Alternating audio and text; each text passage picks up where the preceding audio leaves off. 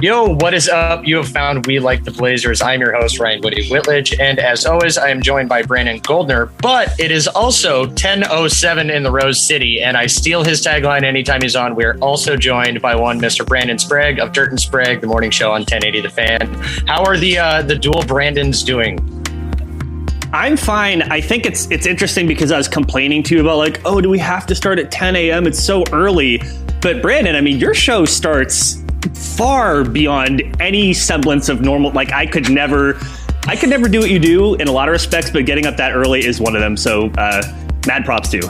Well, crack cocaine is amazing. Shout out to that. No, it has its days where it can be a bit of a grind. You wake up and you get through it, you do a show and you get done and you need a 45-minute nap. There's no doubt. But that's why I take advantage of the weekend. Sleeping in until about 8 a.m. is basically like somebody sleeping in until noon. It feels amazing for me. So I'm able to operate on the weekdays and just enjoy the weekends. But I did want to say, I always thought it was really cool because I remember the first time I read a Goldner article on Blazers Edge.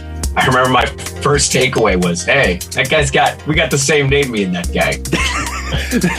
That is very kind of you. I can go back even further. I can remember back to your days at Oregon State, and you were doing. Damn it! That's what? Right. I'm surrounded by two beavers. That's right. You were doing stuff for radio for Oregon State, and I remember thinking, oh, like that guy's got my name. Like maybe I should go. Like I wonder if they need help with something. And I actually walked into that office. And I forget who it was I talked to, and it was literally because you had the same name as me. I didn't know who you were, but it's like, oh, like radio might be fun. Like I had no experience, like no skill or talent. So yeah, a little namesake going on. I did actually want to ask you this because I find when I try to record stuff, whether it's on video or audio, I kind of have to get like pumped up for it a little bit just because like the energy, like as much as it may seem ridiculous in the room, like it translates better on audio or video to like, I don't know, have extra energy. What is it that you do to get pumped up at like when the sun isn't even up yet, right? Like your natural circadian rhythm, maybe it's used to it, but like, what is it that you do to get pumped up to do what you do, like to bring that energy, like if the clock clicks 5 o'clock or 6 o'clock and you're just like having to be on? Like, do you have any, like, do you do hot yoga? Do you do breathing exercises? Is it just the crack cocaine? Like, what's your secret? I don't really know if it's so much a secret as much as it's just my passion or how much I love sports. You know, there's days where the topic is a football player bent a knee. Let's talk about that. And I don't go into that going, oh man, I can't wait to talk about that. Right? That's going to make everybody universally agree with an opinion. It's more so just the idea that my life is I get to wake up and talk about the Blazers. I get to talk about Oregon State football or how good will the Ducks be or the Pac-12 or the NFL. And I try not to take that for granted as much as I possibly can. So it's basically just taking the mentality of you're here. You have this amazing thing that once upon a time as a freshman at Oregon State, I loved it. I used to listen to Colin Cowherd on the Fan, and I thought that'd be a really fun thing to do. And I tried it. And, you know, luckily for me, I got to this point. So I just don't want to lose that. I don't want to feel like I take advantage of that. So every day we wake up, we do the radio show. One, we're always doing a show that we want to do. Like we're doing the topics we want to do because we feel like we're normal sports fans. And, you know, maybe there's a couple things that we miss or a thing or two that we didn't hit on enough. But whatever reason, I don't crack the mic and second guess it. I crack the mic and say, I'm in a studio right now doing a radio show, like give everything I have. Man, it's what I do. It's what I love to do. And so it's really, for me, it's not a big secret. I try to stay healthy or whatever, but it's not really a secret. It's just loving to do it. It's the same reason you guys are doing it right now. It's like, it may not be your 24/7, but man, when you do it, you sit down and you really enjoy doing it because you're talking about something that you're passionate about. So I kind of wanted to loop back a little bit onto this early morning thing, because every time I was giving Goldner crap when he was originally like 10 o'clock, come on, that's super early. He's like, can you see if he wants to do another time? I'm like, dude, I picked the 10 a.m. so I can't do another time. But it drives me insane. I think I cringe every time I hear your co-host Dirt talk about that he turns off sporting events before they're over in blowouts so that he can go to bed. That drives me. I could not even fathom that. And this is coming from a guy where I work construction. I'm at my job site at 6 a.m. every day. I'm up. I wake up about 3:30, 3:45 so I can like get into my day. So it's like, I guess I'm comparing it to myself, but I'm like, dude, if you're going to watch a game, like the amount of like blowout sporting events that I've watched or just had on in the background, because I'm like, man, I've already devoted an hour and a half of my life to it. I got to stick around for like this last half hour. Like, do you ever give him crap for that on like bailing out on like, okay, this is a blowout, I can go to bed now? Wait, really quick, I'm sorry, but Ryan, it may surprise you to know that some people need sleep in order to function. I don't think we should blame people for that. Anyway, just wanted to say 5 solid hours. I'm good. Give me 5 hours. I'm up at 3. I'm asleep by like 10:30 or 11. Weirdo. Well, let me defend my co-host Andy here for a second. I will say, when we started doing radio and podcast stuff, we were relegated to the nights. Like, our show was 7 to 10 p.m. on the Fan. Stripper Christmas, favorite segment ever. Stripper Christmas was great. I'd always want to bring it back, but that was in his wheelhouse. He's a diehard baseball fan. Like, he loves the Giants, right? So most of the Giants games are all starting at 7 o'clock at night. Some are going to 11:30. His whole life was around sleeping in and not having to wake up super early. So this is a whole new lifestyle for him. And so, like, if there's like a big sporting event, like a Blazer playoff game, I think he'll watch the whole thing. But I would also respond to you, Ryan, and say, what's your threshold though? Right? Like, I love sports, but if there's a football game that is 42-7 with 7 minutes to go in the fourth quarter, I ain't watching the rest of that game. If the Blazers are playing in Toronto and Toronto is up 33 points with 9 minutes to go in the fourth, I'm probably not watching the rest of that game. There's a pick and choose for me, and we all have our limits. Some people, the limits are you watch the whole thing. Some people are, I'll turn it off a little earlier than usual. I don't really give him too much, and especially if the team comes back and wins that he turned off, then I'll flick him some crap. But most of the time, I mean, it's just really just judging, do I really need to invest any more time watching this game that is clearly over? I'm weird. I would stick to both of those games as you outlined them. I would be like, you know what? If I'm at least past the halftime mark, I'm sticking with it. That's my line of demarcation. If I've made it to halftime, and part of that is I can blame both Brandon Roy in that Dallas Mavericks game for giving me false hope, and I'm a Patriots fan, so I've seen some comebacks.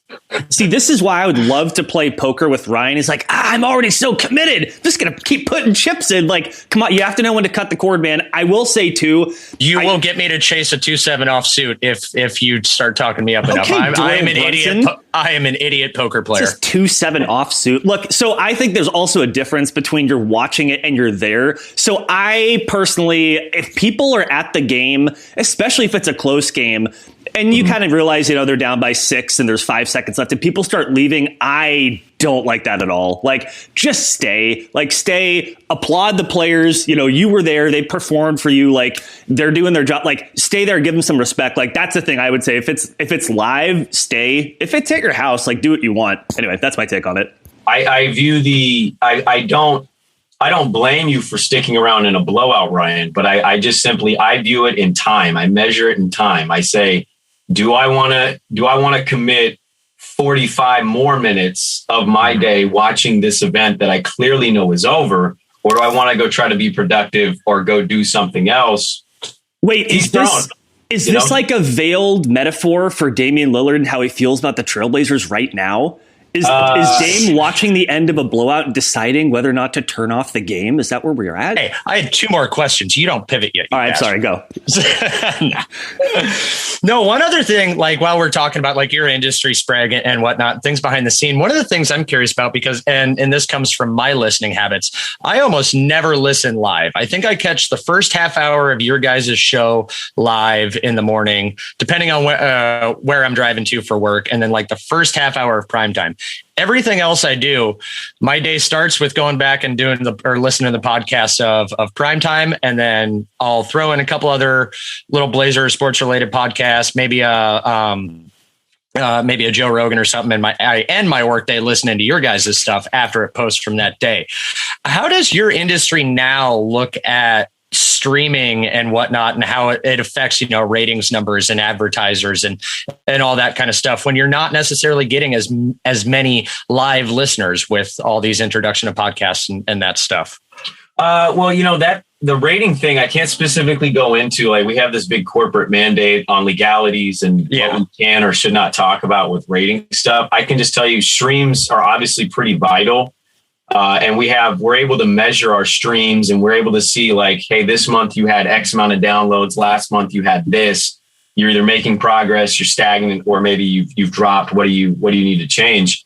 I think the industry itself it's still going really well. And here's the funny thing, and people think I'm an absolute shill for saying this, and maybe there's a hint of truth to it, but we get the numbers, and the numbers just simply say like Rogan or a Mark Maron or a murder podcast or the Daily for the New York Times. Those are podcasts that are going to do numbers that nobody does. Yeah. If you're taking just like the top 5 podcasts away, radio is still substantially ahead of the podcast game with listens. Because here's the thing, podcasts are great. They're not going anywhere. I'm a big fan of them. But every time you turn your car on, there's a radio. It's a free medium. Like you can listen to any one podcast host. And if you're a subscriber to Spotify or something else, maybe you get the access to skip.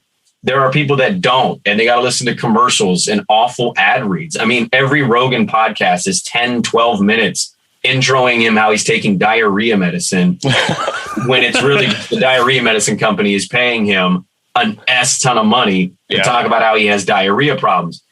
There's not a huge problem with skipping 10 minutes to do that, but we're still seeing that still plays a part in this whole big world of whatever it is media is in 2021. So while, I'll pub our podcast and say, hey, if you listen to the show late, or we get people that listen to it in our old time slot, they just hit the click listen live button. I'm not mad about that. We want live listeners. We have more live listeners now that we're in the morning. But if people can't catch it because schedules are different, I understand that. I still think radio's in a great spot. I think there's things that obviously they need to evolve in and change. I don't like the fact that our radio station is not streamed anywhere with video. It's only audio. I don't like that. I think that's a mistake in 2021. But these are things that we work through, and the numbers and everything is still suggesting radio is still substantially more popular than podcasts. I will just say briefly before handing it back to Ryan, I used to work at a small, the Gazette Times in Corvallis. So, Brandon. And I will say that radio, in my view, is doing a way better job of pivoting and evolving than newspapers did. Because to me, I don't mean to make this about the death of local journalism, but it was sad to me to be in that building to see when they dismantled the printing presses and they took them out of the building and people were losing their jobs. And it was rough because you have a ton of talented people who are really, really good at covering stuff that people in the community cared about, and newspapers. Lee Enterprises specifically, who owns the Gazette Times, and now I'm going to get banned from Lee Enterprises facilities. We're doing a really poor job of pivoting, and that's something you see across the country. I think radio is doing a way better job of that than newspapers ever did. So, and again, this is just my outside perspective. I don't know a ton about the ins and outs of radio, but just to say that's how it hits me. I mean, I still have a lot of frustrations with the industry. I mean, I don't know who works in any industry and doesn't think, oh, that's how we're doing it, and think everything is correct, right? You're always going to second guess wherever you work, whatever the process is. I have a lot of beefs with radio that I think we could get better at, but I agree with the sentiment that we're going in the right direction versus newspapers were very stubborn. They sat on their hands. They waited too long. And they didn't want to evolve at the speed in which they needed to. I mean, I still think it's wild as a longtime reader of sports columns and beat writers and whatnot. I still think it's wild that there's one writer covering the Portland Trailblazers for the one biggest newspaper. Yep. One. Yep. I remember working at the Fan early, and when I worked with Comcast for the 1 year, I remember Media Row for the Blazers was 6 seats. It was beat writer, columnist, newspaper, digital. It was social media. You know what I mean? They had 6 seats. And I remember getting mad because I had to sit in the 207 section because the Oregonian needed 6 seats to cover the team on an everyday basis. And maybe they still take up 3, but who is it? It's Sean Michael Meager, who does an exceptional job on digital, takes photographs, everything. Yep. And then there's Fentress. That's it. Yeah. And then maybe the columnist might show up and pretend that he cares about the Portland Trailblazers. But overall, it's like one person. That's wild to me that our newspaper has one beat writer covering our biggest sports franchise. Well, how much of this too is like, and this is going so much further down this path than I expected, but it's interesting. This is perfect. This is right where I wanted it. Good. How much of this too is that as media continues to evolve, you see that NBA teams are taking their comms in-house, right? So like we've seen this evolution of like tightening up the locker room, kind of being more strict about who gets to get in and get out. The Blazers have a bunch of staff who are really, really good at what they do, but they can handle some of this stuff in-house and communicate with fans directly rather than needing to rely on the old bastions of how media used to get pumped out, right? So I wonder how much of it is that piece. And I don't think that's going to change, right? Like, I mean, I remember pretty distinctly the hubbub about Blazers Edge no longer being allowed to cover the games from the arena once Ben Golliver had left, right? That he essentially had been kind of like grandfathered in. And then after that, they were like, no more. But I mean, I think that's pretty typical of all teams around the NBA is that they're getting tighter and tighter about who they allow in and who they allow access because they can control that messaging themselves. And hey, if I'm the team, I want people around me who are going to say good stuff about my team. I don't want people asking me critical questions. I don't want, you know what I mean? So it's like, it's kind of spooky in a weird way, but like, I think that's got to be part of the reality though, doesn't it? I think it's the reality is that teams have, their own beat writers, their own media entities and whatnot. And that's fine. I think it's great. Like there's a lot of people that have kick-ass jobs doing that. And I'm happy for those people. I do think if you're reading team websites written specifically by employees and you're walking away thinking the team is doing everything perfect, well, that's kind of a you problem. And you have to take that into account and you have to say, all right, well, where's the sourcing coming from, right? Am I going to read the most scathing article on the offseason that has been a nightmare from hell for the Portland Trailblazers? Am I going to read that on trailblazers.com? Probably not. And if I do read something that's like, hey, Blazers offseason graded a B+, I'm going to go, they didn't make any trades. What are we talking about here? And I might not read that.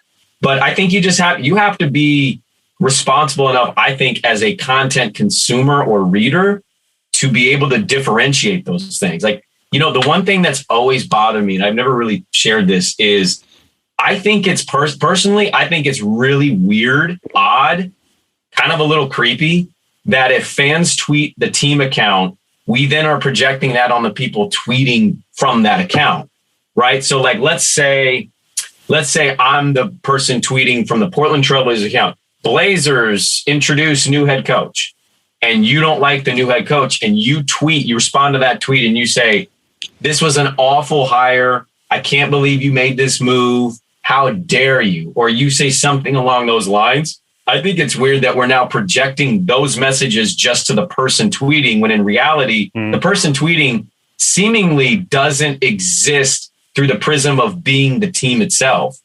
If somebody tweets from a team account, hey, Blazers fire Terry or part ways with Terry Stotts after 9 years of coaching, and you respond with a message that's not so complimentary, I think it's weird we've gotten to this point now where like, hey guys, let's be respectful of the team account. It's like, no, because the team account is basically, it's an outlet. It's an avenue for fans to respond or react to what the team is doing. So if I was tweeting from a team account, man, I would be tweeting stuff that the team wanted me to tweet. And if somebody had a problem with it, I'm not taking that personally. But now we're in this weird world where people who do take it personal. And there's like, we need to stick up for social media teams. No, part of being a social media member is you are representing the brand. You are bringing the brand to the fans on the internet. Don't be upset if those fans are upset with what the team is doing. Don't take that personal. I think it's really bizarre that we do that nowadays. Yeah, and there's the important distinction there too of like if you're doing that towards a sports team account versus like, and we saw this a lot here over this offseason of then turning that stuff towards the people that run the account. Like when Amara Baptist is coming out and having to talk about like that she's getting personal messages and personal DMs for her being the social media content manager for the Blazers. Somehow she's now getting threatened. That's that weird dynamic too, where people also need to realize like, hey, yeah, use this quote unquote sounding board that you were talking about of that team account and not attack the person directly, because then you do take it from it being that, they shouldn't be taking it personal when it's coming from the team versus towards making it personal coming at a direct person. But I don't know. See, and I would say to that, you're not wrong. Like we shouldn't be sending awful messages to anybody. Like, but how do you can't stop that. You can't change it. I'll get stuff all the time. And I'm like, I got a dude not too long ago, hit me up on Instagram, followed my account, didn't know who they were, and just posted a bunch of direct messages. I'll kick your ass if I see you, I'm gonna. And I'm just like, hey, those are really private messages from me to you. Come on, man. Well, it's just like it's really weird to me. And like I'm not defending the ugliness. The ugliness is a huge problem, but you can't change that. Like being outraged or advocating for somebody to not have it is not going to stop that. I want somebody I don't want anybody to get ugly messages. I don't want a woman, a person of color, anybody to get any ugly messages. But like, we're talking about the internet here. Are we really thinking that's going to randomly stop? Because it's not. And I think part of it, that's why I just text you my derogatory. You gave me your number once. I'm just going to always text you my derogatory messages. I do think part of this too, like, and maybe Brandon, you can tell me if my opinion is off base here, but I will. Like there is something inherent in the job of when you're running a brand that, like, to your point, your goal as the representative of the brand is I want engagement and I want it to all be positive, like, because you're representing the brand, right? Like that's your role to do that. And if that's what you're trying to do, necessarily people are going to disagree with you. Necessarily people are going to be negative. And you're right. Like that's part of your job as the brand representative is, that like when you send signals out there, they're not always going to come back positive. I would say that I empathize with if you're saying, because I used to run the Blazers Edge Twitter account, which is much smaller than the Trailblazers account, but bigger than my own. And so the engagement would be pretty robust at times, right? And so I remember the feeling of exhaustion that I would feel if something really popped and people were getting sideways in the mentions. And also that is part of what my role was to see that, sift through it, to respond to some of it or not. And I guess what I'm empathizing with is that there is I don't know if people haven't done something like that, I don't know if they can appreciate the pressure that you feel when it's like, holy shit, like everything that I'm getting right now is just this negative, oppressive feeling cloud of stuff. And that sucks.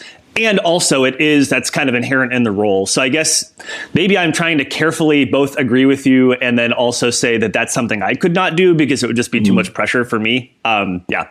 I think, the one thing I've said to younger people that want to get in the industry is you have to, without being obviously an obvious troll, sometimes you have to just disconnect and tell yourself that world is a different reality from the one you live in. Like we're reporting live news. Like Twitter is, I would guess of everybody on Twitter, what is it? 85+% of those people probably use Twitter as their first and number one news source, right? Before you click the Washington Post or Oregon Live or wherever, you're probably going to see something tweeted and then click it. You have to separate yourself from that. And while I totally sympathize with anxiety and I've had panic attacks over Twitter stuff, like I've been there before. I tell people you have to remind yourself it's almost like it's fake. It's real, but it's fake. If you, Brandon, tweet out something that is controversial on Blazers Edge and you get an S ton of responses, idiot, dumb, what, oh, moron, it's not going to feel great when you read it. But here's the thing. If you just logged off the computer and you went to the grocery store and then you went to the park to hang out for an hour and you came home and didn't get back on the air, you would totally forget about it. And the next day, everybody be outraged and upset about the next thing. So it's not meant to diminish feeling. It's just simply a reminder of, if you're ever in that spot, just log off. And guess what? The world is going to move on and not care anymore. I mean, your coworker Will Darkins, his infamous popcorn tweet from the fan page. I think that lasted a whole 8 hours maybe before everybody forgot about it, and that was just a good, fun poking joke. I was guilty of engaging in that, so I'll own that. Of all the tweets from the fan account, I would honestly tell you, and I don't do this. I think Will is, if you met Will, you'd understand. Will is one of the good dudes you can meet. Oh, great guy. Yeah. He works his ass off. He's actually has to do like 3 jobs, but I would say 79% of our tweets, maybe more, are from Will Darkins. So if there's anything like, hey, the Blazers do this, or hey, this is this, like, that's probably Will Darkins. So the fact that he got, I thought the tweet was, I didn't think you'd benefit from the tweet. So I didn't agree with the tweet. I also didn't, it didn't upset me the way it upset other people, and that's fine. Yeah. But I try to look at things through a lens of payoff. Like, is that question or is that opinion or whatever, is that going to pay off on Twitter? If there's not a payoff, and I didn't think there was one for the popcorn thing, you kind of just open yourself up to criticism and or no engagement. And those two options are not great. For context, we're talking about, there was a tweet, this was right after someone was throwing popcorn at Russell Westbrook. Like, who would you want to throw popcorn at, right? And I was one of the people who got upset about it, so I will own that I participated in that, and I probably shouldn't have. Last thing, I'll give it back to Ryan after this. The disengaging part, I just want to remind people listening, I think that's really good advice, Brandon, because if you're able to disengage, it's really important to do so. And also remember that, like, for people whose job it is to do that, they're not allowed to disengage, which is what makes that job difficult, which is why people like me couldn't do it. And you have other people who are more professional who are doing those jobs, because that's part of the pressure of it, is that you can't. But for 99.9% of us, you're right. We can unplug. We can go do something. I do wonder if we get to the point, though, on that where, because people, it bothers them immensely. I think if we get to a point, I wouldn't be stunned if we got to a point where you basically disable comments. Yeah. Are we sending tweets out where you disable comments or only allow, you know what I mean? Like, that's what the Oregonian did. I mean, they just said, fuck this comment section. Like, a bunch of weirdo racist people in here. We can't moderate it. Yeah. So, yeah, super. Yeah. Well, speaking of internet beef, here's my professional pivot. Dame and Henry Abbott are at it again. And I just kind of like, when I first saw that article pop into my email inbox and read it through, I didn't take it as like it being a new report. I took that as like, okay, he's kind of that first report of his, he's kind of now outlining like, hey, here's how I got to the conclusion that I said before. Not like it was anything new. Did you guys both have that same opinion on it when you read it? Are you talking about the one where he said the money, or are you talking about the original, like, in the days coming? Well, so I think that when he had said the one where he's like, Dame's willing to sit out games and forego salary or whatnot, in the beginning part of that, when he's talking about, all the them hanging out at the Aria and Dame talking about players, I took that as his explainer for that in the days coming previous piece. Like, they're both tied together. Like, one's the explainer piece for the original reporting. Well, no, I see where you're coming from. First of all, can we just acknowledge the paycheck thing? Like, I've defended Henry Abbott. I've read Henry Abbott since I was a lot younger. Like, that dude has been plugged into basketball. And if people don't or haven't followed True Hoop, that's kind of on them. I couldn't believe he ran with that paycheck story. Like, in what world does a superstar athlete who has the potential earnings of getting to $1 billion in his life forego a paycheck? That never made sense to me. And I didn't understand why, even if he got that from decent sourcing, I didn't understand why he chose to run with that. That is an asinine statement with zero evidence suggests Damian Lillard in his career would ever pass up a paycheck. The dude's made what? Close to $500 million already. His Adidas deals, his multi-superstar max contract deals, other endorsements, Hulu, etc. Like, I thought he set himself up for huge backlash and failure by doing that. I thought that was a big mistake. If you want to piggyback off of the original report and talk about what he's doing in Vegas, okay, I'll read it.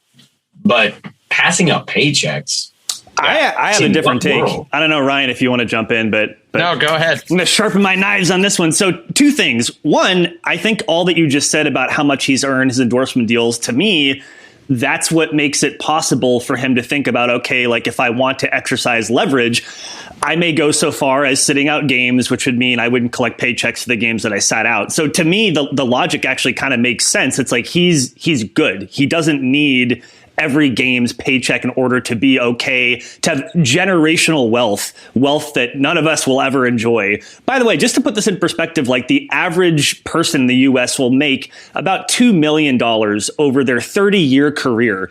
And so when you get into hundreds of millions of dollars, he's good to go. So that's number one. Number two, in my view, if you just think through, okay, if I'm Damian Lillard, I want to put pressure on the team. I want the team to be better around me. I want to win a championship in Portland, which I believe he definitely does. And I think he also understands the team's not good enough to do that right now. Tick through all of the different points of leverage that you may have. Talk about it publicly. First, talk about it through your most trusted reporter, Chris Haynes. We saw reports coming out before the playoffs that Dame may be considering, thinking about going somewhere else. So he did that. Talking about it publicly. He's done that. Talking to Neil Olshey, to the ownership. He's done those things. Like, what other leverage does he have other than, if it gets to the point where I want y'all to trade me, either do it the way I want you to do it, or I may go so far as, XYZ, and in this case, XYZ is potentially sitting out games. So I'm not saying that happened, that he said that he's going to do that. I'm just saying I completely understand the thread of logic. To me, makes perfect sense. Well, and I think that's fine. But I would also ask, what's the precedent for that in pro sports? Like, how many athletes can you name just in general that would be willing to bypass a paycheck, let alone the NBA, where it's a player-driven league? You've gotten guys like Anthony Davis who are clearly in the middle of asking out, demanding out, showing up with a "That's all, folks" T-shirt. He's not voluntarily losing checks. And also, show me a rich person that says no thanks to more money, because that's not how rich people get rich. They get rich by taking the money. This is a player-driven league first and foremost. Dame, I think Dame's actually been as vague as maybe ever in his career during this offseason, and he's danced around a lot of things. If Abbott would have just changed the way his headline read, if it didn't say "in coming days," if it said Damian Lillard leaning towards asking out, it would have been yet another one of us all going, well, all right, now you got Haynes, now you got Henry Abbott, and it would have been open-ended. It would have been an interpretation of what that means. If you say coming days, then there's a standard of, hey, it's 2 weeks. I think Dame, as good a messenger as Dame is in a lot of instances, I think in this one, he feels incredibly uncomfortable. I don't think he has shown us what he has shown us in the past in terms of how he has answered questions or talked about where he wants to play. And so I just didn't like that report specifically because it's just not real. Like there's not a world in the National Basketball Association where players need to lose paychecks. They either get suspended by the team for whatever reason, or most of the time in these instances, they get traded. So it doesn't matter what the generational wealth, like Brandon, you and me could both get 100 million right now. And we like, oh my God, I'm set. My kids are set. Their kids are set. And honestly, it should be about 5-6 generations worth set. But that's not how they think. They don't think in those terms. They think, how can I get more money? Where am I getting my paychecks from? It's not how can I get my way? If Damian Lillard wanted his way and he didn't want Neil Olshey, or he wanted this player traded and that player traded, he just simply tells them to go do that. And if they don't, then he demands a trade. He never loses a paycheck. That's why it's just like, there's not a precedent for that. It's not impossible to say that he had said that at any one point, but to me, it's just not realistic with what the NBA has been. That's true, but also we are in an unprecedented era of NBA basketball. Like you said, how much power players do have. They have more power than they ever had before. We're seeing players exercise that power differently than we ever have before. And that's why, to me, like, again, I'm not saying that Dame is going to do that or that he threatened that. It wouldn't shock me. I think that like, so think about it this way. If we think about, it's 2021. What do we think the tactics that players will use, the language that they use, like how are they going to approach getting from one team to another in 2030? And I know part of this, like, okay, the collective bargaining agreement is going to change and like, okay, fine. But like, I suspect that the ways that players approach this stuff is going to change over time because it has changed over time. So to me, the fact that it hasn't happened before, that doesn't matter as much. But teams can't risk alienating future players. That's another thing you have to remember. So if Damian Lillard, who's one of the more likable stars in the league's history, ends up foregoing a paycheck, how is that reflecting on the Trailblazers? And then how is every other player coming into the league or in the league going to view that organization? Oh, that's the team that made Dame give back paychecks? That's why it doesn't. I put zero stock into that report. But doesn't what you just said, doesn't that totally support that Dame would flex that leverage? Wouldn't that be the line that Dame would say, you don't want me to do this because that's going to make you look like shit? Like, no, because the power Dame leverages is simply saying, I'm Damian Lillard, do what I want. Like that's the power. That's what the NBA is. It's the player wants this. The player is going to get that because teams know that if it gets past that point, it's going to get ugly for him and it's not going to be a good look. Yeah, and the power like he's flexing right now, this is the first time in his career and his time in Portland that he's never been 100% specific about his intentions. This is as vague. I think, Sprague, you touch on this is as vague as he's been in any answers given. How are your thoughts about the team? What's your future? Whatnot. It's always been, I'm here. I want to stay here. I want to retire a Blazer. I think even going so far as to say, I'd love to win a championship here, but if I don't, I'm willing to live with that. We aren't getting that now. And if he were to give answers like that now to these questions, everything's quashed. Everything's killed and dead on the spot. But when he comes out and he's like, we'll see what happens. I'll judge my future later. This team needs to get better. Yeah. Or he has to be poked and prodded to say, I'll be in a Blazers jersey next season. Those aren't reassuring answers. And so that's where his power play is now in my mind, not in like the giving up money thing. I guess I just have to ask this, Brandon Sprague, do you indeed think that Henry Abbott is a big, fat, dirty liar? Is that what you're saying right here? No, I don't think Henry Abbott is a liar, especially a big, fat, dirty liar. But I think. Do you like how I phrased that question? I did. I think he's kind of skinny. Henry Abbott needs to.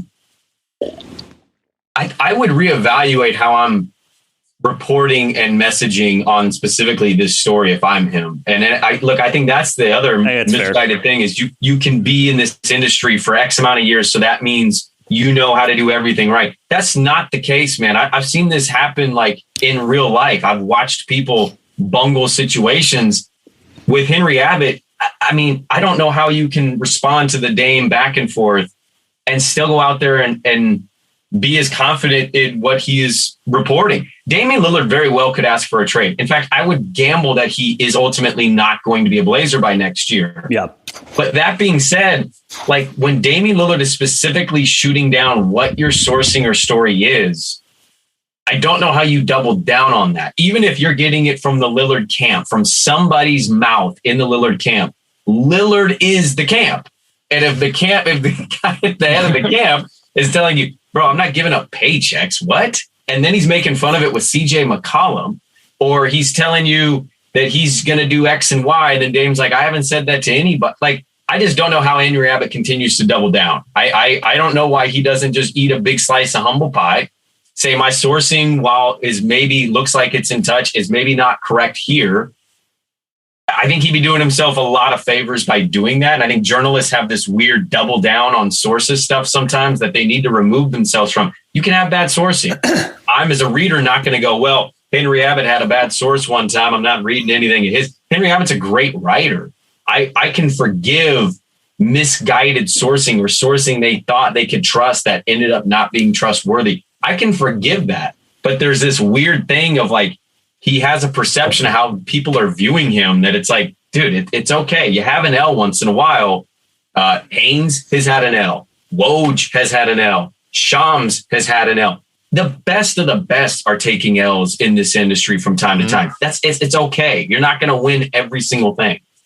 Yeah, and he was on True Hoop TV the other day and trying to explain it. Apparently him and Dame Dame, and then Dame's agent, Aaron Goodwin, all had like this little phone conversation that started in DMs and squared it all away. And he's explaining that, we're good. We're of the understanding Dame knows, where I was coming from with it and where I got my stuff from, to the extent that a journalist is willing to share his source, at least with Dame. But again, to your point, like if he's talking about Dame's camp and Dame is the camp, you should probably be a little more open with him, but that they're good. But then he goes on to end this whole we're good and this is squash by saying, but my sourcing was what I call the dream team of people who would know, Lillard's leverage control and blah, blah, blah, blah, blah. So I don't know. Like you said, it is weird. He should have just hopped on there and said, my bad.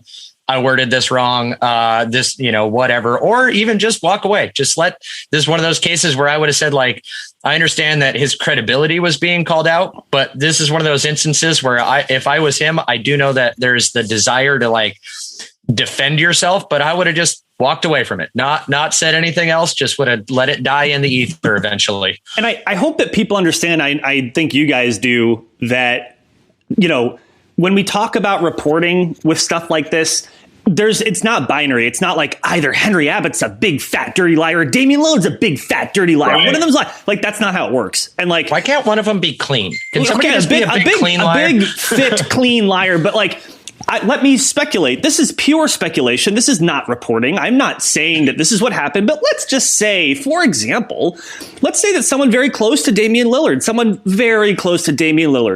heard Damian Lillard and he was kind of pissed and he was venting and he's talking through stuff and they overhear Damian Lillard say, I might ask for a trade. I might ask for a trade in 3 days. I could tell him I'm going to sit out, and he's pissed and he's talking through it. And then that person who's close to Damian Lillard goes to Henry Abbott and says, hey, Henry, guess what I heard? And Henry Abbott, doesn't double check. He doesn't try to source it from someone else. He says to himself, I've been doing this for a long time. This person's so close to Dame that there's no way they would be wrong about this without thinking through, okay, like what's the context for these comments? And so then he runs with it, does another story, then triples down on it. I think that's completely possible. That could have happened. Doesn't mean anyone's lying. That's how humans communicate, and like it's like misinterpreting like the seriousness of someone saying something. I just think it's important for people to understand that there's some nuance here. I will say, Brandon, I agree with your broad point about how Henry Abbott has approached this. I feel like I think he would benefit from someone taking him aside and talking to him about how to frame this stuff a little bit differently. So I'm with you on that. And hey, like, I don't have the platform he has. I'm not like a professional. Sometimes I need someone to take me aside and say, hey, the way that you're framing this is weird. Come on. So I agree with you on that point. So in the context of making Dame happy, let's move into the draft. This will be the world's shortest section. We'll give it about as much care as Olshey did. But for starters, Sprague, I know your opinion. Goldner, I want to start this with you real quick. Were you surprised by the quote unquote inaction of the Blazers in the draft? No. Only buying the second round? No. What else were they going to do? I think Mike Richmond of the Locked On Blazers podcast said it well enough, where he's like, if the Blazers had done something bigger than that on draft day, you should be afraid of what that means for Dame in the here and now. So I think that's fair. And hey, like, if you listen to this show or if you see me on Twitter at GoldnerPDX, you know that I am not a fan of Neil Olshey in any way, shape, or form. And yet I gave him a B+ because I thought that, ignoring, that's generous. Well, I'm just saying, ignoring the fact that the Blazers not having any assets is because of the decisions that he himself has made. They didn't really have anything. And I thought that they took a player for a minimal price that has an identifiable NBA skill. And I think that's pretty good. So no, was I surprised? No, that's about what I expected for draft night. Goldner, if I take a dump on your living room carpet and then clean it up, I hope I get a B+ grade for putting myself in that situation. I'm ignoring the fact that you dropped trout and shat on my floor using the diarrhea medicine that you got for that one podcast. And I'm like, look how good of a job he did cleaning it up. But that's right. Like, and I would say too, like really briefly, that like when we think about how we evaluate stuff, you could either evaluate the draft in a vacuum like I did. I'm only looking at the draft. But if you were to look at the context for how we got to this point, it's not a B plus. It's a D minus at best. But so I was trying to be generous. Look at this one little move. I thought it was a fine move. And to Ryan, to your point, no, I wasn't surprised. Please don't take a dump on my floor. I have white carpet, man. Come on. That's why I said that. I saw the white carpet. It's so hard to keep clean in the first place. I hate it. And I just started watching Rick and Morty for the first time like the other week, and now I giggle about that because I just watched the episode in which they're in the Anatomy amusement park and talking about him taking the giant dump afterwards, but on the white carpet. But no, I gave Olshey a C because I'm like, C is average and it's about like what you expect. So he did what I expected him to do. So you get a C minus, sure. I just thought that like you got to fill out the roster cheaply somehow. He could have picked another. Oh, sorry. That's my bad. He could have messed up the pick. I mean, he could have bought into the second round and picked like a Caleb Swanigan and like shout out to Caleb Swanigan. I hope he's doing okay. But as an NBA player at the time, people were like, this type of player is pretty antiquated. Like, are you sure you want to use your pick on Caleb Swanigan? Whereas I think in this case, you get, again, a player with an identifiable NBA skill, which is elite athleticism. I think that's fine. So anyway, that was my justification for the B plus, but now you're making me question it. I mean, I hope Greg Brown ends up being a good player, but you just said something there, interesting goal in there. You said basically like he could have picked a Swanigan. He might have. Do you know what I don't know what Greg Brown's going to be in the NBA. Athleticism's great. I'm with you there. Derek Jones Jr. is athletic, and he can't sniff the floor at the end of the year with the Miami Heat or the Portland Trailblazers. To me, that's not just a coaching thing. That's a skill set problem. So you could be super athletic, but if you foul out in 10 minutes or you get 2 rebounds per game and you score 2 points, like your athleticism, while otherworldly to even be in the NBA, you need a skill set along with your athleticism. He could very well pan out. I said this on my radio show. He's to the point now, Neil is, where I think he knows he's not getting free agents. And if he's not going to take big swing trades, this is how he's going to have talent. He knows he can maybe identify some guys at the back end of the draft that maybe some teams overlooked. And if it hits, then he's going to be lauded as this like, hey, look what he did with Pat Connaughton and Gary Trent Jr. And if it doesn't, we're all just going to go, second round, what did we expect? It's basically a win-win for him. He's either going to be praised for finding the talent, or we're not going to care because it's a second round pick. And statistics and history show us second round picks largely do not matter as much as you hope or you wish that they would. So while I get it, it's not Swanigan. I have no idea. And nobody, by the way, I don't care if you cover the team. I don't care if you just do a one-off podcast or a video or anything. Nobody knows if that dude he took in the second round is going to be a productive, helpful NBA player. I'm already starting to see some of the stuff out about him. And it's funny because now I get flashbacks to Nasir Little, because when we were questioning things with the Nasir Little draft pick, what was the conversation then? It was, oh, well, he was a higher recruit than Zion Williamson. And so that's the kind of level player. And so now you're starting to see it come out that, Greg Brown was a top 10 recruit and whatnot. Who cares? All you care about. I mean, he was a top 10 recruit. Great. That didn't bump him up in the draft. He didn't play all that well at his time in Texas. So it's funny, but you are right. Wasn't Cassius Stanley like a top 5 recruit when he played in high school? He's been in the NBA and he largely has done what? Yeah, exactly. So that stuff just doesn't matter to me. We don't care about it in football. I find it odd when we use it for basketball. For some guys, it'll work. I mean, there's a ton of examples of dudes that are top X in high school for whatever reason, and they get to college and they either flail off, or they get to college, they're good enough, they go to the NBA.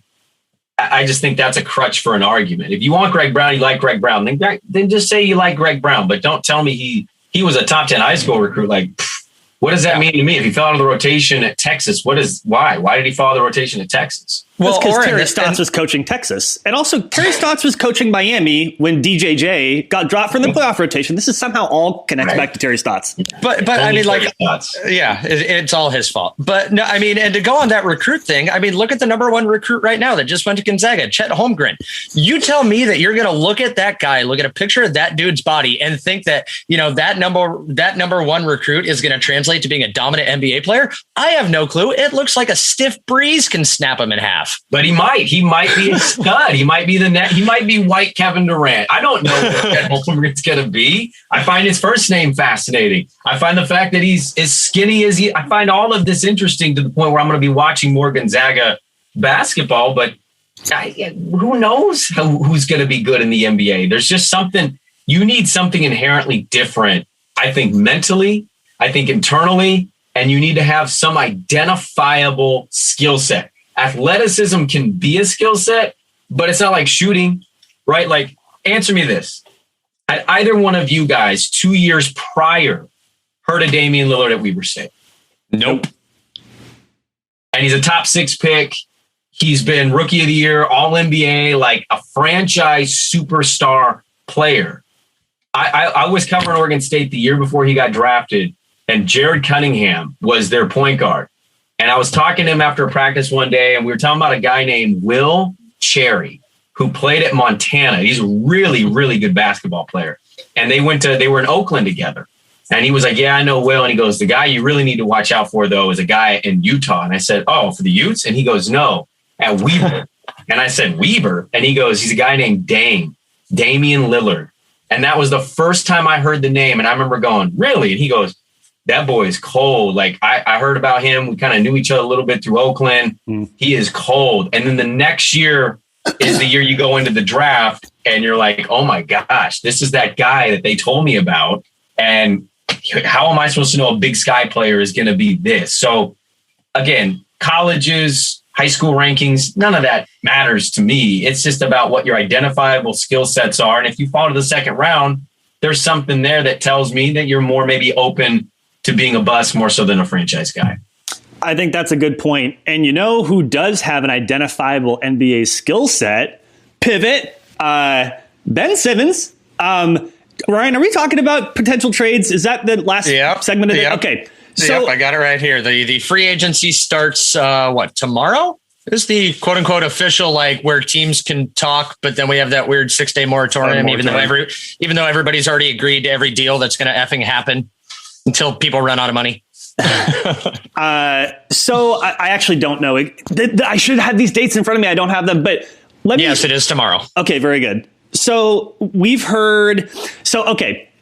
Dame is unhappy. You know, Neil Olshey's been given an ultimatum, basically make the team better. It seems like the best way to make the team better is to trade CJ McCollum for something or somebody else. There are all sorts of complications with that. There's a lot of different ways we could angle this, but a couple of the names that have popped up have been Ben Simmons. The one I've heard more lately is Pascal Siakam. I would caution people that generally in Portland, we don't hear about the construction of a potential trade before it happens. And I also want to caution that just because we're hearing it doesn't mean it's not going to happen. But I don't know, Brandon, from your perspective, is there, whether it's Simmons, Siakam, or something else, is there a trade that you see that would help the Blazers, how to frame this, to get good enough to convince Damian Lillard to stay beyond this season? Is that trade out there? Well, let me ask you this then. First, I'll ask both of you guys this question. How far do they have to get for Dame to pivot from his position? What do you guys think? Because I will tell you what I think. And then I talked to Richmond about this not too long ago. He gave me his answer. What do you guys think? Finals. Not just conference. You got to make it all the way to the dance. Doesn't matter if you win it or not, but you got to make it to the dance. The only other caveat I would get is it's okay, fine. Game 7 of the Western Conference Finals. You lose in a close, decisive Game 7, maybe, but my instincts tell me it's finals or bust. I think it is a legitimate Western Conference Finals run where analysts are saying leading up to the playoffs, wow, the Blazers are a team to watch. They're a dark horse contender, and they get to the Western Conference Finals and they look like they're supposed to actually be there. I think that might work because basically you're talking about the structure of the team is good enough to warrant their being in that conversation. I think that's the threshold. So Richmond said the same thing. He says NBA finals are bust. If they don't go to the finals, then he doesn't think that there's any chance Damian Lillard is back. He still thinks that Dame can be traded by the trade deadline this year, which, man, I hope he's wrong. To answer the question originally, though, no. I do not believe there is going to be enough without absolute evidence, obvious difference between Siakam and CJ or Ben Simmons and CJ or whoever is that piece, assuming they trade Christian James McCollum, I do not think there is a move specifically out there that's going to change how he feels. Now, if you go get Ben, I think you have a slightly higher upside of maybe achieving it just because he's an all NBA guy. I think he's the best NBA defender in the league. I think if he can get out of Philadelphia where he's booed for being 2 of 5, come to Portland. We don't care if you're 1 for 6. If you get a huge block, a big steal, you make some sweet passes and Dame is scoring 30, everybody ends up being happy about that. If you earn us chicken nuggets, we'll forgive you for everything. The chicken nuggets will be forgiven. And I really like the Pascal Siakam rumor. I don't know who that came from originally, but I like the rumor. Jake Fisher, Bleacher Report had that. Jake Fisher, thank you. Who, by the way, he wrote a book not too long ago, did a really good job. I think there are a couple moves to make you better enough to not want Dame to get out of Portland. I'm not sold on that, but that's the thing. These are fun. He ain't trading CJ McCollum. Well, that's. I want to be wrong, but I mean. And so everything we've heard suggests you're right. CJ himself has said, I was told it's coach only. Nurk came out and said, I was told no major moves. It's coach only. We heard from Jason Quick that his plan is to revamp the bench and, with a better defensive mindset. Granted, everything does pivot around what the hell Norman Powell wants to do, how much he wants to stick around with this current car crash that we're all a part of. But, he wants to run it back. Why? Well, first of all, I'd say if I'm wrong on this, I'll tell you I was wrong on this, but I'm telling you, I've not had more media members text me individually and tell me that he's not trading him. I had somebody tell me Neil's dream is to actually run this with CJ, not Dame. And I was like, I'm not shocked, but boy, that's stupid. That's stupid on a lot of different levels. I can't imagine why anybody would ever get to that point. It's because he's such an egotistical asshole. His name was only on the door when they drafted Dame, but everybody knows that was the Chad Buchanan scouted draft pick. CJ was the first guy of consequence that he got to do everything for. So he's so full of himself that he's like, I want my guy to run this. Hell be damned. And that might not be true. Again, if he trades CJ, I'll tell you I'm wrong. But the Quick pivot was weird because Quick was on our station. He's on our station every week, and he's really good. But he started with the 85%. I think he said 85% sure they're going to trade CJ. Yep.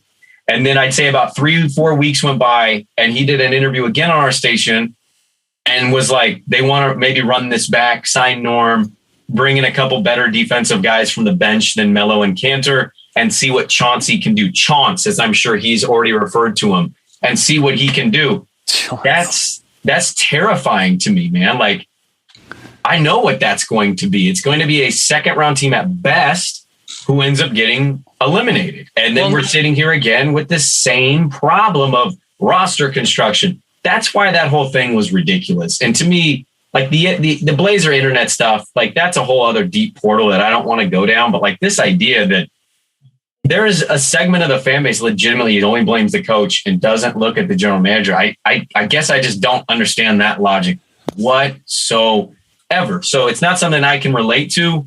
I just think you got to make a move. You got to make some kind of move, whatever that is. Hell, I would have taken the number 4 pick and traded CJ and either swung that the other way or drafted the best player possible, because guess what? Dame's probably leaving. So you might as well prepare and be ready within the next young star. Yeah. And the justification for the running it back is just laughable. And it's something I've never been able to understand, how people are able to like have this intersection of thoughts of like Terry Stotts was the problem, not the roster. But this roster had the number 4 offense or whatever the hell. So that's why we can run it back. Well, you ran it back because you had an offensive coach. So you got rid of the coach. Do you think you're going to have you have the same players. You think you're still going to have a top 4 offense? Like, where does this connect or like happen in their brain of like not being able to like separate these things? No, I mean, that's all. I don't know. I can't speak for anybody. I don't know how anybody gets to any conclusions. I do know, being in the opinion business, this is an industry of stubbornness. People can't just be like, hey, man, I had this opinion for 2 years. I was wrong. Like, that is really hard for people to do. They can't just accept that, hey, they were wrong about something. So I don't know where that stems from. I think overall, though, why would Norm sign here? I keep thinking about this. If you're Norman Powell, let's say, okay, he might get the money. But if New York, if that report was true that Thibodeau really loves him, would you rather go play in New York and be the second guy with the shot and make 19, 20 million? Or would you rather be in Portland and be a third, maybe fourth option and risk being here while Damian Lillard demands out to make what? An extra million or two that you're probably going to ultimately pay in taxes anyway. So like, what would you rather do? Because to me, it doesn't make sense. I hope he signs back because I don't know what else to look forward to. But it doesn't make sense if they're going to run this back with Dame, CJ, sign Norm, try to make Nurk happier with the ball, which is something Chauncey cited in his press conference, that they might start giving the ball at the top of the key or the top of the paint and just let him operate the way Jokic kind of does. What are you getting out of that if you're Norman Powell? So like, while the relationship seems good, it doesn't make sense to me to see Norman Powell sign here again unless he knows CJ's getting traded. I don't know if there is a team that wants Norm Powell at the price that he wants. Look, this is weird to say, but the Knicks have been oddly responsible lately, and signing someone like Norm Powell in their current timeline would be a very Knicksian thing to do, but they've been particularly un-Knicksian lately. So I don't know. Yeah, they got the itch. They need to screw it up now and go ahead and just sign him. So, but here's what I will say. All of this conversation, and I kept wanting to interject and I kept just kind of biting my tongue because you all were doing a really good job of covering it. But when we're talking about Damian Lillard, making him happy, is he going to stay or leave, or, is CJ going to be? All of this to me kind of comes down to, what does ownership want? Because if ownership sees more value in a franchise that's not tied to Damian Lillard, then all of this would make perfect sense, right? So, like, in my view, there is no universe in which you can run this team back with the best coach in the NBA and get 3 clicks above what they were last year. Maybe a half click, maybe a full click, not 3 clicks. And so then the only way to really make the team substantively better is to trade CJ McCollum. But if you don't do that, I just don't see how that's possible. So to me, it's like, what does Jody Allen want? Does anyone know? I mean, oh boy. Well, I'm just like, to me, that's some skeletons. Well, oh, wow. So new security guards. Look, you're asking the right question. The problem is the answer is not going to be one that you, me, or anybody is going to want to hear. And the reality is it is an empty ownership group. I mean, it is an ownership. It might as well not exist, because I don't know how you watch what happened last year and you listen to Damian Lillard and you conclude that, yeah, it's just the coach. It was clearly a roster problem too, as the superstar himself cited. They kept Neil O'Shea. He is, from what I've heard, basically running everything within that organization basketball-wise. Chris McGowan is the CEO of their entertainment, portion of their company. Jody has yet to speak publicly one time to the media or anybody about any one thing. Bert Cold is basically an Allen crony. He's just going to jump from one Allen to the next until he can leech his way through his entire life. I hate to tell you this, man, but it's not an ownership. The ownership doesn't exist. You got to take yourself to that mentality. This ownership group does not care. You know what they care about? Making money. And what's going to make money? Damian Lillard in a uniform with CJ is a playoff team. Will it be a good one? No. Will it win a championship? No. But guess what? Ticket sale renewals are probably up.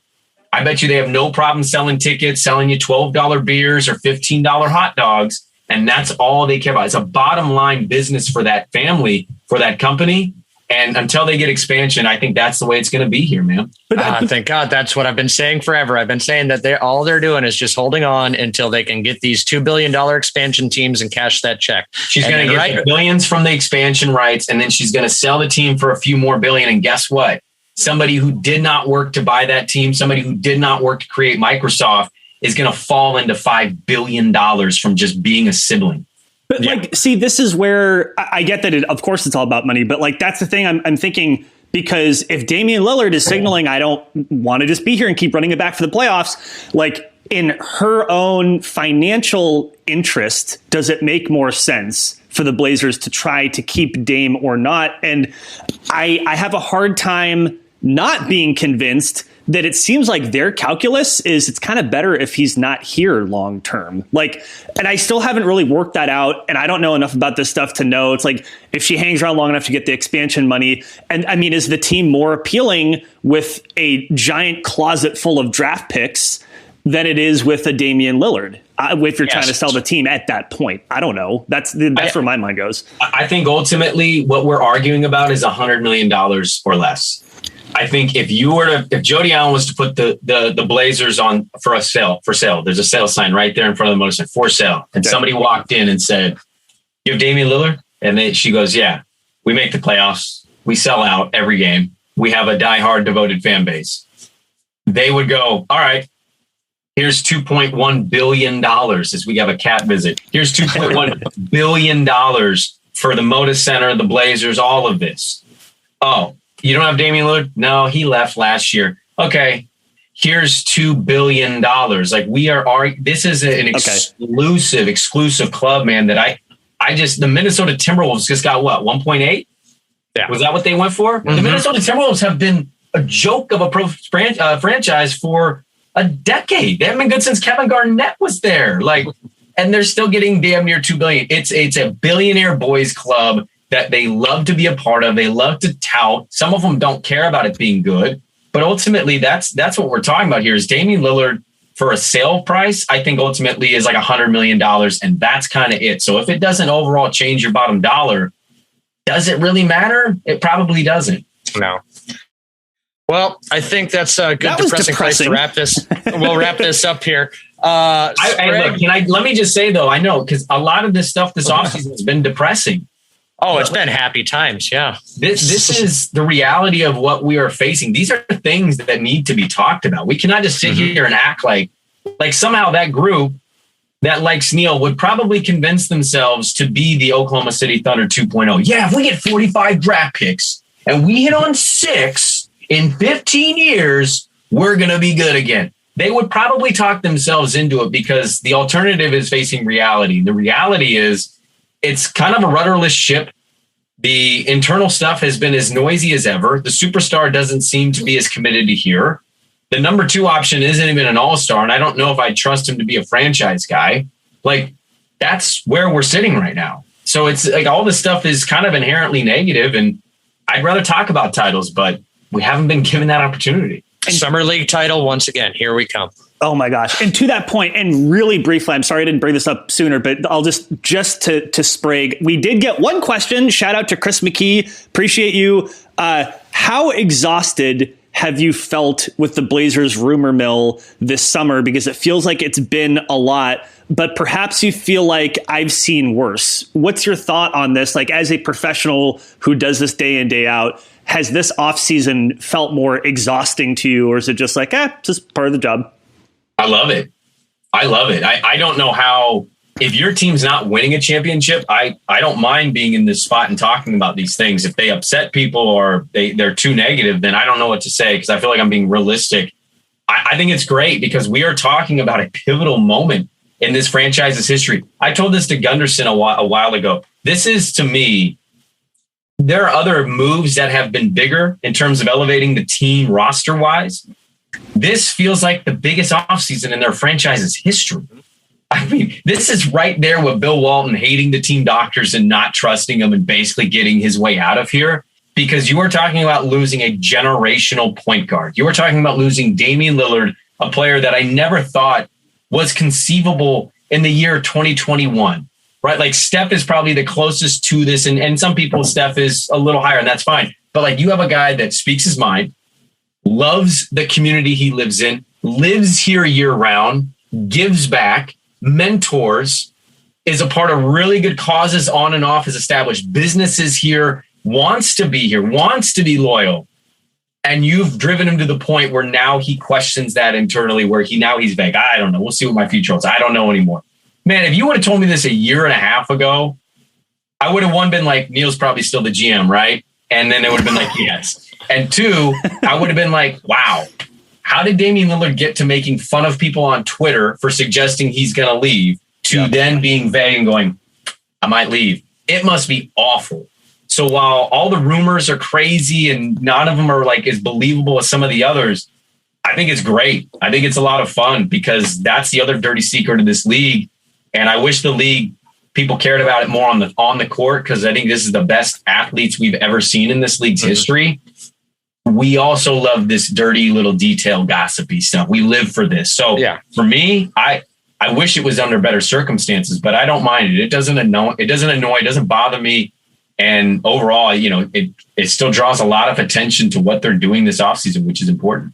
The weird thing that you always hear, from journalists and media members and whatnot is that it's easier to write about a team that's bad or cover a team that's bad because of these drama and these storylines than it is about like, oh, hey, well, they've won their 5th game in a row again. Yay. Kind of, it's easier in the down times to come up with the news and the topics than it is during the good times, because we're all putting on our speculation hats and trying to fix it and talking through it just like we're doing now, as opposed to just going, all right, well, we're still great. That's good.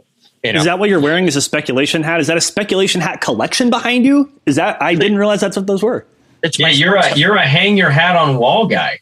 That's my that's my sports hutch. Most of those hats don't get worn. Those are not my wearing hats, except for the Patriots hat back here. That one does. But yeah, I am hang hat on wall. There's also a couple jerseys in there that I need to get framed and shadow boxed. Man, I had a real moment this year. So I got a bunch of sports stuff too, but I have 2 daughters and my wife, and so I'm way outnumbered. I'm not gonna. This is my man cave. A closet with board games behind me is my man cave. But I'm not gonna decorate this room. It's tiny, right? So I'm holding. This is my corner. That's all I have. It's the tiny corner. You can understand. But I have. I was going through stuff, rearranging my garage the other day, and I got all my sports memorabilia, and I got a bunch of things that I want to frame, but I'm a cheap SOB who's just not going to do it right away. And I have amongst them Sebastian Telfair sign. Need to get framed. Gilbert Arenas signed that I bought for $20 from Gilbert Arenas himself, which is a whole other story. And then I also have a Melo Nuggets jersey because I loved Melo at Q. So I've always liked Melo, not just when he was a Blazer. And I had a real moral dilemma before COVID of finding my way into that building and finding a way to get that jersey in. But that's the thing with being like media is you're not supposed to do that stuff. Yeah. And so it was like, I had this conundrum of, I want this Melo jersey signed so bad so I can frame it one day, but I'll probably get, I'll lose my credentials or my boss will get a scathing email. And you should have hit me up. I would have done that for you. Come on. Yeah. I would just act like an idiot fan. Like, come on, Carmelo, please sign this. Whoa. Can we not say idiot fan? Half the things that I have in the sports hutch that are autographed are from times that I've went down to the practice facility and got them signed by the players. Cause that's the easy. I mean, I go down there, spend half an hour when they're done with practice, get them on their cars on the way out. That's how I got a couple Dame autograph things, some Dame shoes, Dame jerseys, all that stuff. 2 fun facts. Easy. My first autograph, I found out about when I was a kid. I was really obsessed with sports, right? I was probably one of those weird kids that was too obsessed. And I had somebody tell me where to go get autographs for players in the post game. And it was when you could go back to where the bus was. Yep. You can't do that anymore, but you used to go back there. And if you got in front of the rail first, you're right in front of their bus. And a lot of them would come over to sign. My first autograph ever was Lamar Odom as a Clipper. Which I will always cherish that autograph. And the other one, autograph-wise, that I'm always going to love is Steve Francis is an autograph that I got. And how I got that autograph, I don't know. But it involved it falling in the trash can and him picking it out and still signing it for me. Oh, geez. I think my first autograph, let's tilt up. We got the Bill Walton autograph basketball up there, along with, I think, the 2012 entire Blazers team. Those are those 2 balls up there. You remember when they came back on the Mavs in 2003 and they were down 3-0. They pushed it to game 7. They ended up losing to the Mavs in Dallas. Do you guys remember that series with Nash? Yep. So game 6, it would have been, they tied it and me and a friend couldn't afford tickets. So what we did was we ran down to the Moda Center, jumped on a Max, got there. The game had just ended and me and a buddy just walked through a door as people were leaving. And we snuck into the Moda Center, the Rose Garden back then. And I remember just being like, oh man, this is awesome to be around. People were ecstatic. They thought they were going to come back from a 3-0 deficit. And we went down to the court and Bill Walton was down there when he was still calling games for ESPN. Mm-hmm. Or who was it? Yeah, I can't remember who it was. But anyways, he was there. And this was before he was like goofy Bill Walton. You know what I mean? He hadn't popped the LSD as much. The we stole one of those, those noisemakers, those white noisemakers. I picked one up, and for whatever dumb reason, I walked down there and I just had him sign it and acted like I had went to that game. Jeez, that's rad. I ended up losing that damn item, but yeah, that was a crazy. The things you do as like a 16, 17-year-old kid. I used to, I mean, this is not the Blazers. I would sneak into Gill Coliseum on Oregon State's campus all the time just to shoot hoops. And like the lights would be off, but like the quarter lights would be on. I'd be like heaving up half court shots and stuff. I kind of miss just like sneaking in somewhere and be like, if I get caught, whatever. Like at this point, like I'm an adult with a job. Like that could not be great. But, all right. Yeah. Last real quick pivot point before I officially get us out of here. Speaking of sneaking in. So I will be down at Summer League again this year. I'm in the final approval process of actually hopefully getting credentialed so I won't have to sneak. But the last time that I was down there and I snuck into the Hassan Whiteside press conference to the pissed off face of Neil O'Shea, who legit told the security guard, do not let those three idiots in here. At which point then we just walked in. I still can pick it out in the video when he noticed I was sitting out in the crowd or in that press row. And when he's like, son of a bitch, they got in. Did you do this? No. He didn't have any staff backup to get him out of the building at that point. He did not. But if they do an introductory press conference for any of their draft picks or any trades or anything down there, and they're holding a press conference, I know people that will give me. I know people that will give me the heads up, and I am not going to bite my tongue this time. This time, I will get kicked out for asking a question. If I get one question with that, obviously won't cost me my job to ask O'Shea, what should it be? Whoa. I don't even know. You might just have to let it come to you in the moment. See how you feel about it, you know? That's a good question. That wouldn't cost you. Well, I think anything that you ask that's controversial, he's going to get really pissed off and not want to answer. But if I sneak in as a non-media member, I'm not there reporting for anybody that's cutting me a paycheck. It's not going to get me fired. So if I get to ask him any question, what should it be? Dame said it was roster construction. What do you have to say to that since you said it wasn't roster construction? I like that. I think I'd love to hear his answer on that. I'm sure he'd be able to spin that just like Porky Pig at the end of a cartoon. It's probably proprietary, Sean. No. Oh my God. I still don't know how he hasn't made a t-shirt with that. Yeah, he needs to. He needs to sell that. He needs to jump all over that. So, all right, Sprague, thank you for joining us. Real quick, before you go, an announcement that I sent you a text about wondering when the hell it was going to happen before you guys actually announced it. So I'm glad I was right. You are finally joining the podcast world. Do you want to tell us about that and who you're doing it with? Yeah, doing it with Danny Moraine. And he ventured off onto his own with everything going on with NBC and whatnot. He saw a real opportunity. He's been doing YouTube stuff. And I've known him for a little bit now. And so he just asked if I think he's doing 2 a week. And on one of those, I will be hopping on with him, the Jacked Ramsey podcast coming up, starting. I actually left my phone in Central Oregon. I'm not going to get it back till later. So he's probably already texted me asking what time is good. Oh, ignore the 4 texts you have from me then in that case. Yeah, honestly, I don't have my phone. I'm not going to have it till like this afternoon. But yeah, we're starting it today. And I know he put a Q&A out there if you got any questions people want to ask. But yeah, we're going to be doing that. I got another project coming here soon, probably at the end of next week that I can't still say, but I got another thing coming up. So it's going to be a busy fall with Blazers, football season, the radio show, everything. But yeah, tune in to the podcast. You guys going to try to take advantage of that massive freaking podcasting studio that the Win Bet has down in Vegas? Have you seen pictures of that thing? I haven't seen it. I heard about it, but I haven't seen it yet. Yeah, that's the exclusive Blue Wire podcast studios that they got down there. Yeah, no. See if you guys seen. Is that I think you guys are affiliated under that with that pod? That's where he switched. Yeah, that was to me. I don't have as much details on this as he does. He's been Mr. like do it all behind the scenes, and he just asked some idiot to do it with him. But to me, I think he said Blue Wire was the company that he's partnered with now, and he's going to bring that to them. I don't know if I'll be doing it from the Win. Unfortunately, I'm a pretty big softie. I don't like to leave my family, so I'm not really big on traveling without my family. I don't know if I'll ever be down there. I don't know if Summer League is in my future. All right. Well, Sprague, thanks for joining us. Brandon, thank you for waking up in time to get here. What time, Brandon, do you wake up? If my schedule's too early, which I understand, Ryan's is obscenely, and dear God, 3 a.m. is ridiculous. But that's just so I can get up for 2 hours and drink coffee and read the news. Now, I don't need to wait. 2 hours is enough time to get tired again before you actually start work. What time do you wake up that's normal for you? Well, I mean, it depends. I'm protective of my weekends. I like to stay up later on the weekend. So on a weekend, I just let my body wake me up. Sometimes it's at 10. It can be that late. Sometimes it's earlier.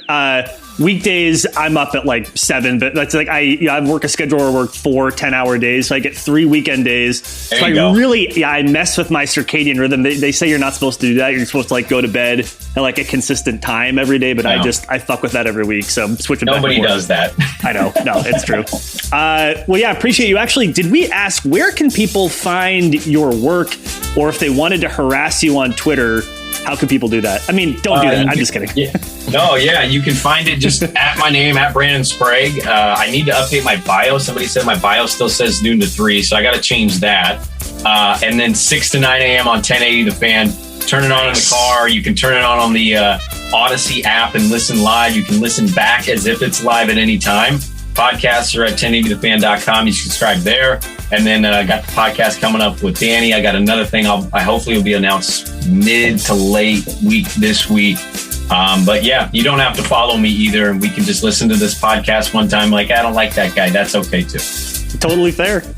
Appreciate you. Find us at WeLikeTheBlazers.com or Like the Blazers on Twitter. Thank you all. And yeah, until next time, go Blazers. Go Blazers.